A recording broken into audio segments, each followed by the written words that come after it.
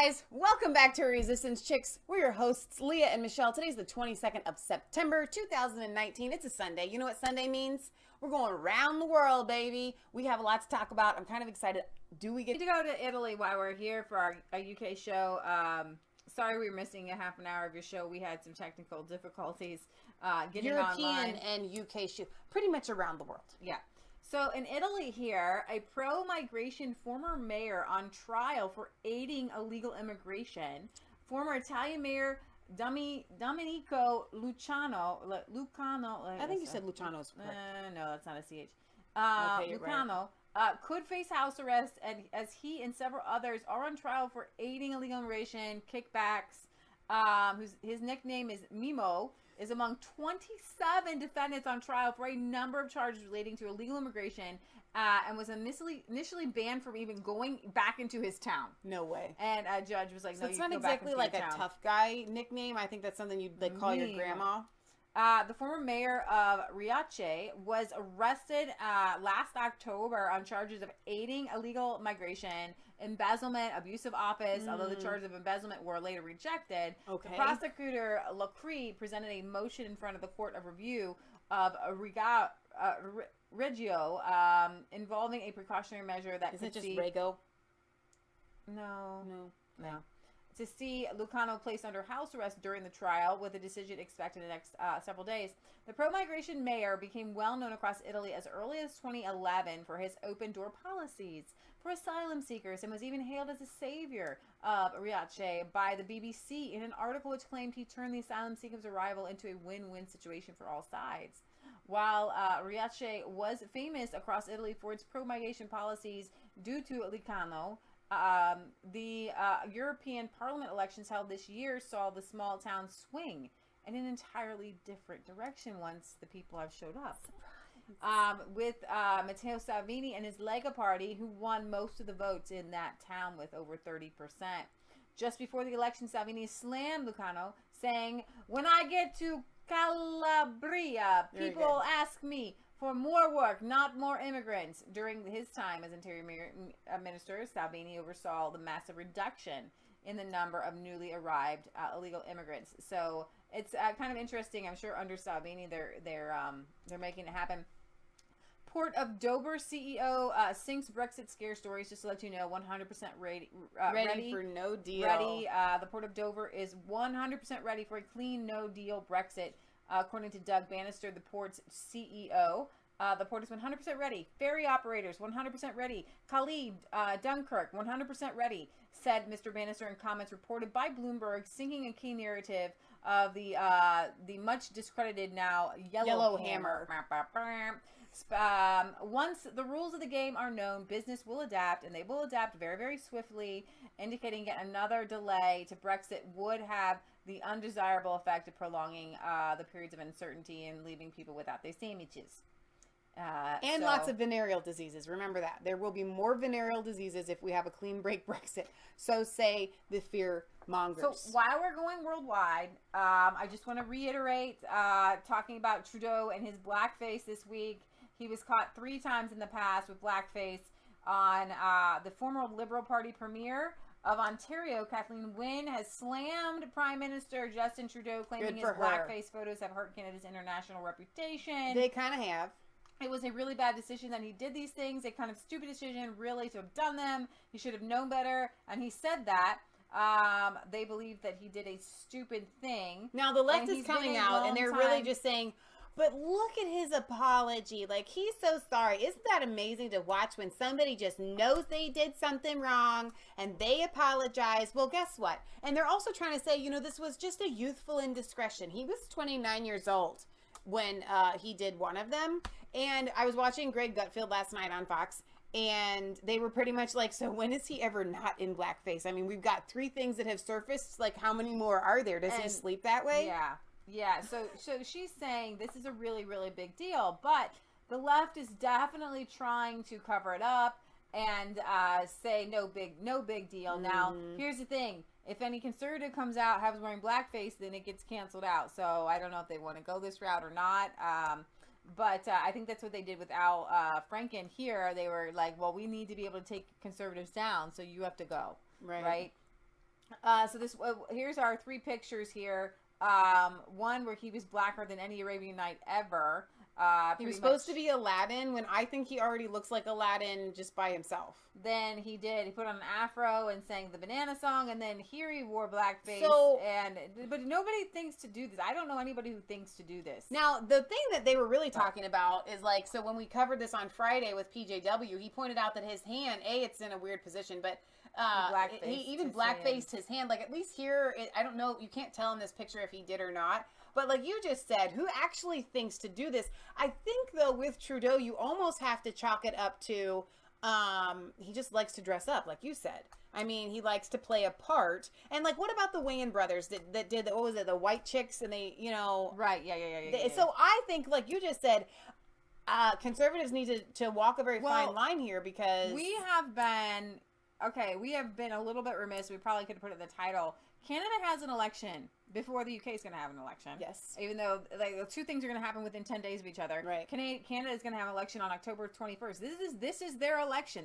Their big shebang, right? We're not really covering it, but we should a little bit more.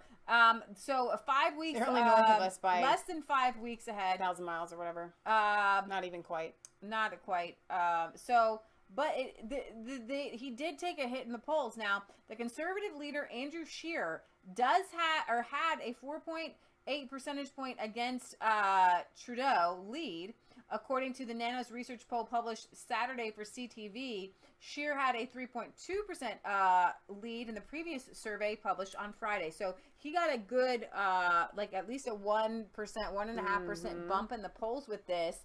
Conservatives would win 36.8% of the vote and Liberals 32%. So we could see a huge shift in Canadian politics, and I got goosebumps. So I'm going to shout out and say a good prayer for the Canadians and hope that their conservative moral values will come to the front. Their conservative option. And I have seen him. We have played. I did not even know who was running against him. We've played. Yeah. And this is kind of like when Scott Morrison came on our scene like a week before the election. Yeah. And he just sweeped it. So the Liberals were leading in a Main Street poll published in iPolitics on Saturday, but had lost 0.4 percentage points from the previous survey compared to 0.2. Now, if this Scheer guy had been found with blackface 3 times, he's out. Trudeau's back in. Exactly. He's just done. Yeah. And the hypocrisy of the left to never hold. You can see that they use these identity politics. It's just a weapon. They don't mean it. That's what this means, is they don't mean it. And you can know that when you talk to people. You can mention this and say, you guys don't mean it. You don't mean it.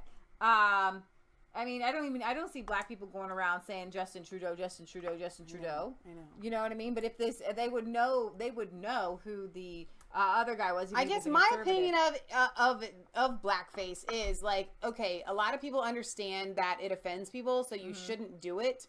But back when all these photos are surfacing, the political climate wasn't being pushed so forcefully. So even on Trudeau, now granted, he's a young guy. Like, how old is he? Like 40 something? Like, not even? He's young. Yeah. So, like, let's say this was done 15 years ago. Okay, actually, that still is enough time for him to know. He was 29. Right. So it was a little over 10 years, but still, it's enough. I think it's enough time for him to know. 29? Seriously? Yeah, right. Okay, so you have the New Democrat Party and the Green Party are pouncing on this to take some of his votes. So that will actually raise the Conservatives up if they do take some votes away. Right. Dear Justin Trudeau, now there's a video. How can we trust you to fight for racial equality in housing and employment? Racial justice in schools and immigration system. Our realities aren't a joke or a game.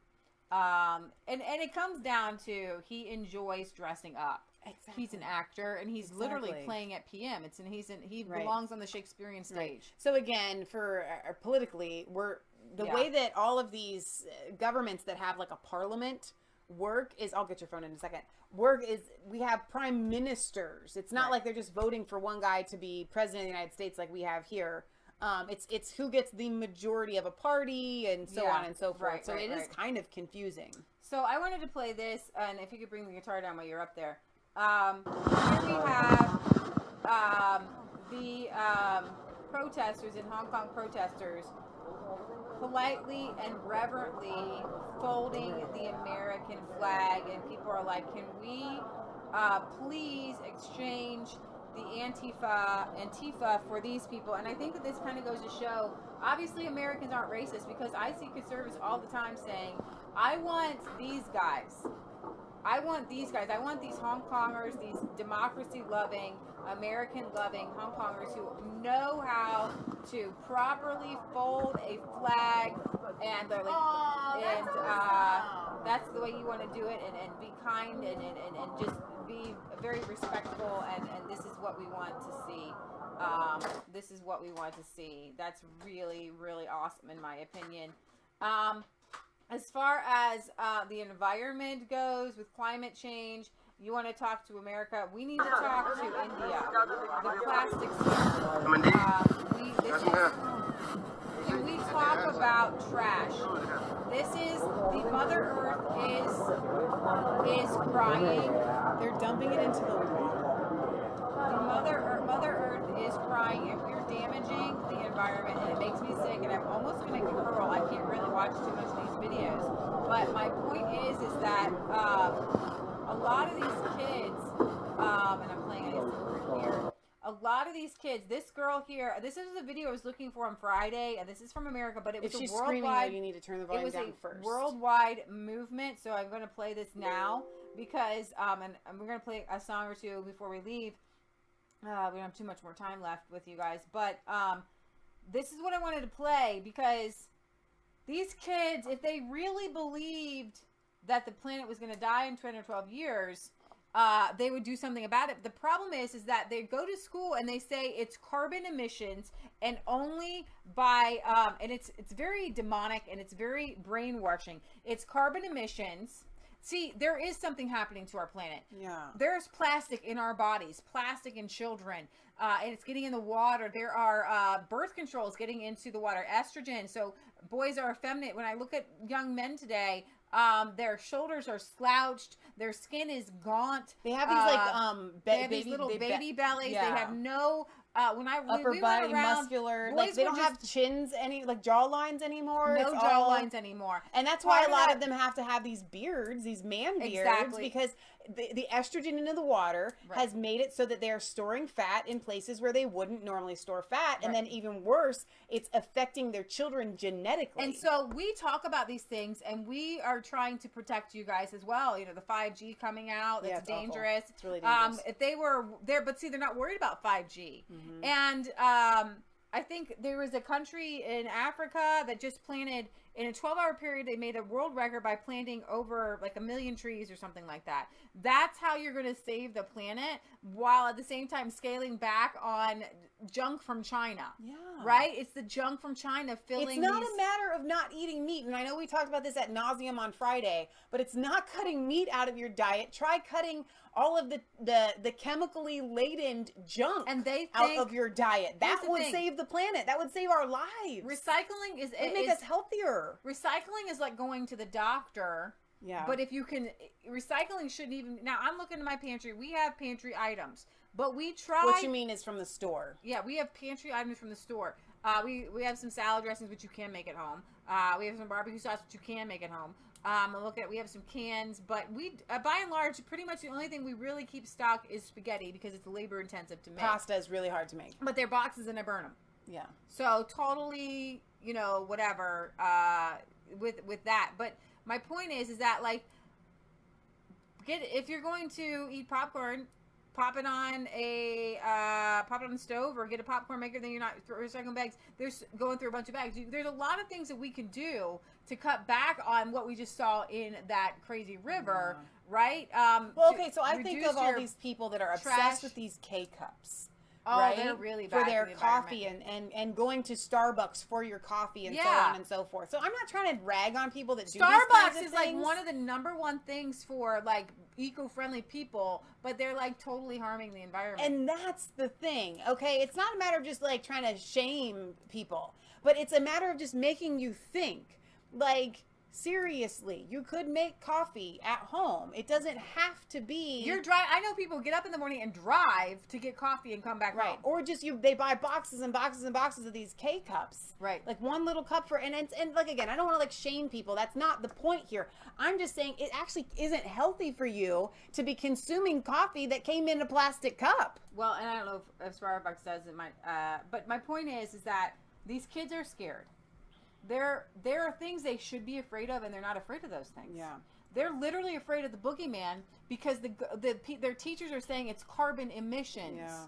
But it's not. I'm trying to tell you guys, the planet is not warming because of carbon. You can look at the data. There have been warmer times in history than colder times in history. But we are polluting our planet, and that's the thing that these kids just can't think critically. They don't know. These kids, if they believed in it, like the millennials who read Joe Salatin's books, they will leave the corporate environment and go work on a farm or start farming themselves. So they don't really believe it. Well, they believe what their teachers are telling them they believe. Right. We're not here to talk about our sacrifices and our doom and gloom and not existing. We are here to create. We are creating this movement. I don't know where We can hear her though, yeah. It was here, and then did it leave? I finally found the one, and it's gone. I didn't want it to like scream in your ear though, because she almost broke her own voice there. Our sacrifices and our doom and gloom and not existing. We are here to create. We are creating this movement every day because every day of inaction drives more action from us.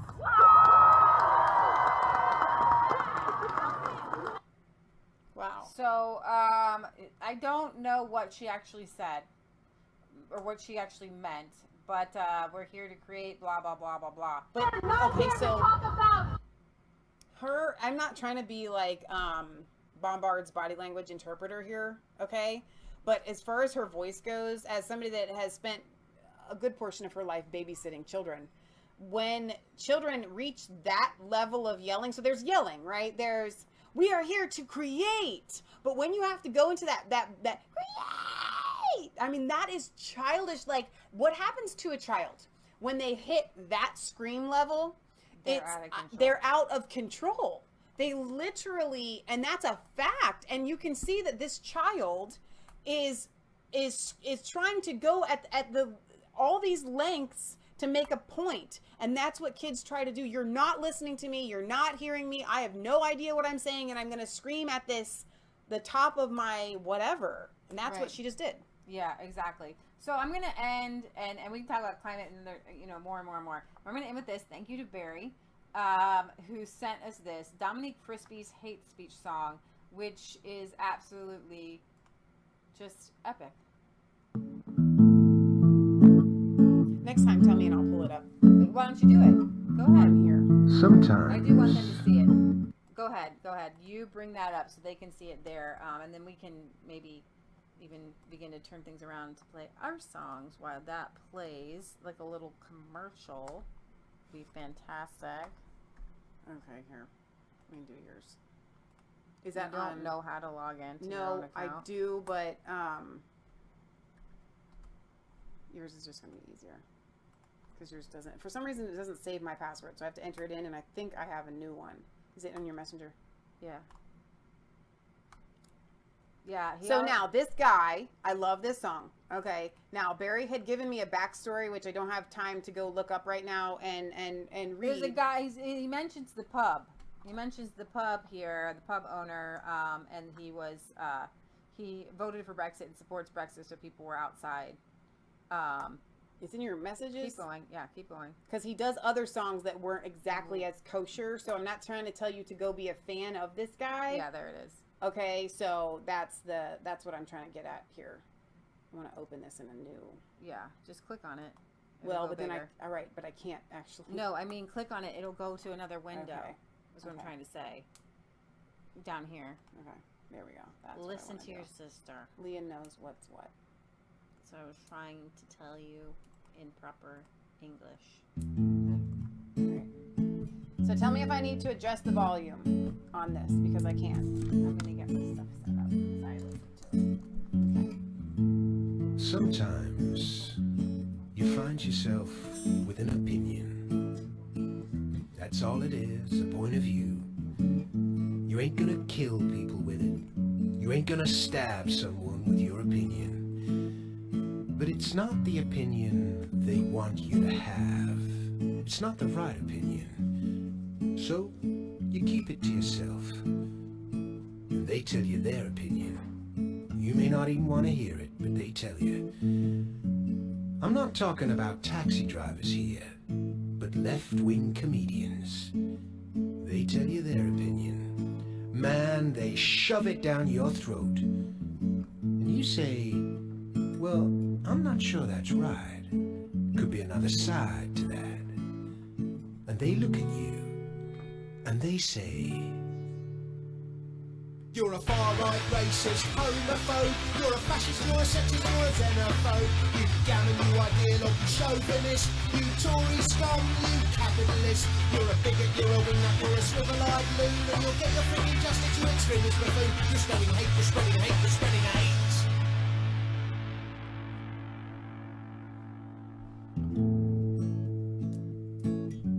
I love how it goes back and forth from this calm revelry. So this guy I met was telling me about Jeremy Corbyn, how he's gonna save the country. And I was like, I'm not convinced about that guy. And he was saying, no, socialism is the best way to help people. And I said, I'm not sure about that either. I'm not sure a lot of people even want helping out. A lot of them just want to be left alone. That's right. And he started telling me that these people need helping out, even if they don't know it. And socialism is the way. And I started thinking of places where they tried socialism. Russia, China, Germany had that national socialism thing going on. Cuba, Venezuela ain't working so well today. Not today. And I couldn't think of one where it had worked. And he said, nope, that wasn't real socialism. It's never been done right. And I said, are you sure? And he looked at me, and he said, you're a far-right racist, homophobe. You're a fascist, you're a sexist, you're a xenophobe. You patriarch, you're biphobic, transphobic, Islamophobic. I'm offended by your views, you should do a lot of time.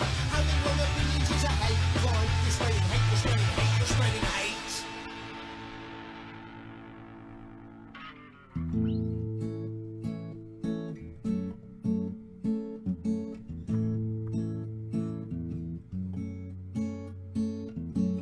so I went for a drink in that place, Weatherspoons.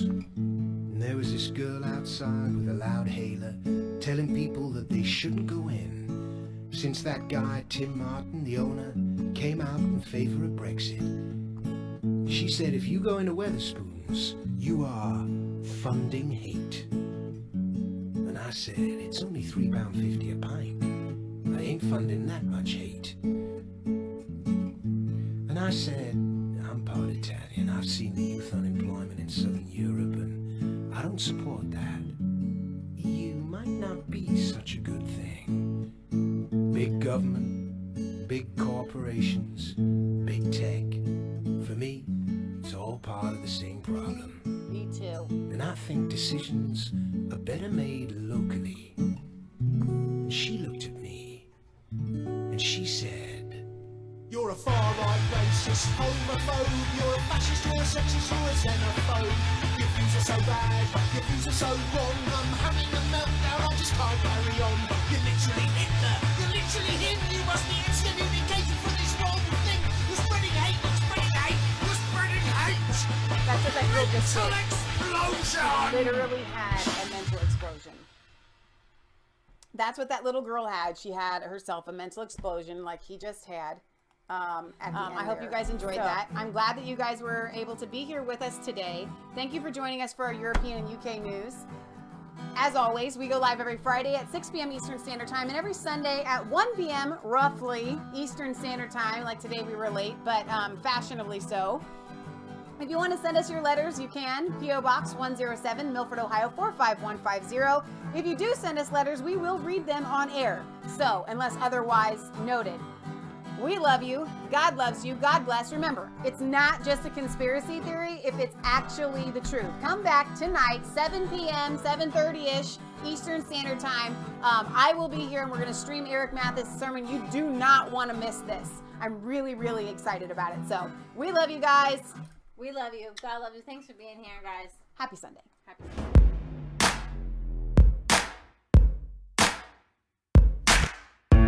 I was caught